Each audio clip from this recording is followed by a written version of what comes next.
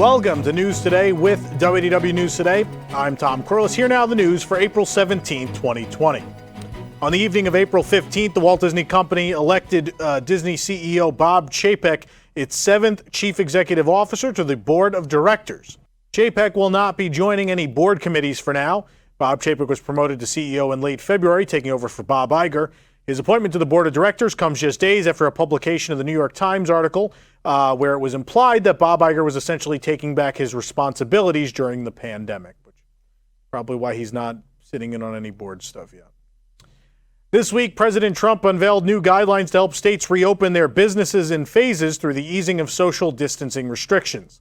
The guidelines target May 1st as the day to begin the process of reopening the country.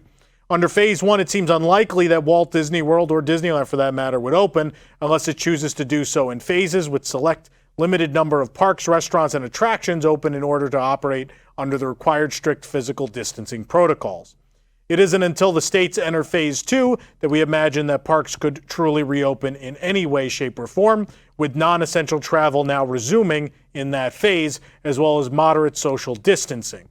Under Phase 2, bars can reopen as well, albeit under diminished standing room occupancy only.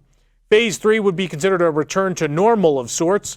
Ultimately, these guidelines aren't mandatory, and decisions on when and how to open will fall upon each individual state.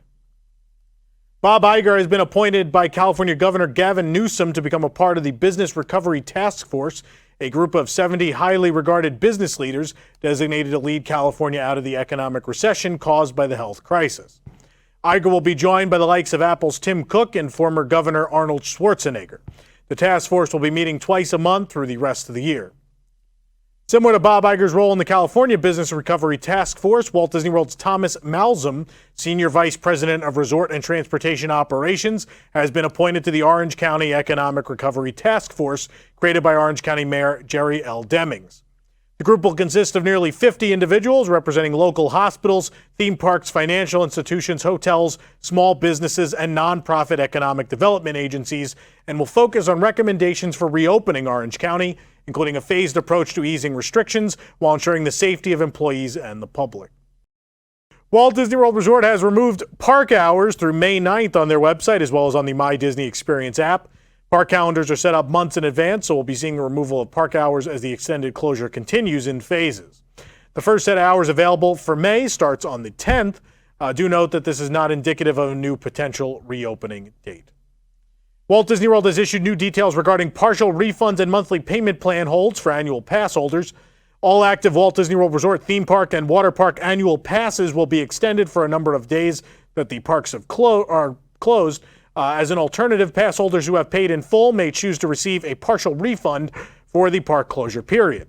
If you're an annual pass holder on the monthly payment plan, Disney will retroactively refund payments made between March 14th and April 4th. Payments will resume on the pass holders' regularly scheduled payment dates once the parks reopen, and pass expiration dates will not be extended. As an alternative, guests using the monthly payment plan program may choose to have their monthly payments postponed through the park closure period and then resume on the pass holders' regularly scheduled payment date once the parks reopen. Postponed payments will be collected in the months following the end of the pass holders' currently scheduled payment term. The pass will be extended the number of days the parks are closed, and to request these alternative options, you can contact VIP pass holder support at 407-939-7277. Work to remodel the McDonald's near Disney's All-Star Resorts is nearing completion despite the pandemic. The exterior of the McDonald's appears completed, with all panels having been installed, and the signature golden arch is now in place. Solar panels that make up the roof of the new building have also been completely installed, and work continues on the parking lot and the drive-through structure on the east side of the building. Decorative lights now hang illuminated over the covered outdoor seating area, and from the street, tables and benches are visible. Several living walls are also in place, featuring greenery that will grow year-round on the side of the building. On the north side, drive-through windows are in place and look ready for guests very soon. One would assume McDonald's are operating in all sorts of places. This may reopen before anything else at Disney World. Flamingo Crossings, home to the new Disney College Program housing in multiple shops, restaurants, and hotels, remains an active construction site as well. The northwest corner of Western Way and Flamingo Crossings Boulevard features several hotels currently under construction. Another hotel is being constructed further west along Flagler Avenue. Among the hotels to be located at Flamingo Crossings are a Holiday Inn Resort and a Hyatt. Traveling south on Flamingo Crossings Boulevard reveals a large construction site that is currently being used as storage just north of the Disney College Program housing. Work on the College Program housing is moving at a rapid pace. The northernmost buildings on the eastbound side of Flamingo Crossings Boulevard are nearly complete. The housing will be known as Flamingo Crossings Village. Bus stops for the Disney College Program transportation buses have been completed already. And across the street, more apartment-style buildings are going vertical along the western side of the boulevard. Construction work on The Cove also continues. The new hotel adjacent to the Swan and Dolphin resorts continues to be a hive of activity. Nestled in the corner of land in the parking lot of Fantasia Gardens miniature golf course, workers continue to move the project forward. Approaching the site, workers are plainly visible around there, and as various parts of the building continue to make their vertical journey towards completion, it's quite visible. Corridors and support beams are starting to form as each floor is added to the hotel.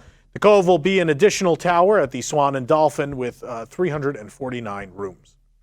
The page for the 2021 Run Disney Marathon Weekend is now showing when registration for future Run Disney races will open. The Walt Disney World Marathon Weekend is scheduled to take place from January 6th through the 10th, 2021, and general registration will be available on May 12th. General registration for the Disney Princess Half Marathon Weekend, February 18th through the 21st, 2021, will go on sale June 16th, and the 2021 Star Wars Half Marathon Weekend, April 15th through the 18th, will have registration on sale August 11th. Races will be available for registration at 10 a.m. Eastern Time. Registration is now open for the Run Disney Virtual Series with the full set of incredible medals themed to the Mad Tea Party, Space Mountain, the Haunted Mansion, and a classic Disney ticket book completer medal. Whether you run on a treadmill, jog around the neighborhood, or walk around the block, the Run Disney Virtual Series is an ideal way to participate in a Run Disney event. The individual races have sold out, but you can still register for the challenge, which includes all three medals and the completer medal for $145. Today would have been the Cirque du Soleil's official debut of Drawn to Life at Disney Springs, even though they would have had a number of preview showings, which were already canceled. Cirque du Soleil has now canceled all performances through April and May, with the first performances now showing on the calendar as June 2nd. If the performance you purchased tickets for has been postponed, you can contact Cirque to exchange them for a future date. All tickets that are not exchanged will be automatically refunded within 30 days of the performance. Former cast member turned sports commentator Keith Smith has pinned the ESPN Wide World of Sports complex at Walt Disney World as the ideal location to salvage the 2019-2020 NBA season. Among all the options available to salvage the NBA season, one in particular stands out to Smith, and that's sequestering the entire league and playing games at a single site. All players, coaches, trainers, officials, broadcasters, and everyone else necessary for competition would be effectively housed throughout the season in one particular location, limiting the exposure to the outside world and therefore the virus. In his Yahoo Sports piece, Smith outlines why the ESPN Wide World of Sports complex, paired with nearby resort hotels, would make an ideal location to save the NBA season. Of course, at the complex, they have the Visa Center, which can set up to house as many as 6 full-size basketball courts or configured stadium style with one primary court. Like the HP Fieldhouse, the Visa Center is also broadcast ready. Additional logistical components would include the ability to create a contained bubble within the private Disney property. Virgin Trains is moving full speed ahead on their Orlando to South Florida rail.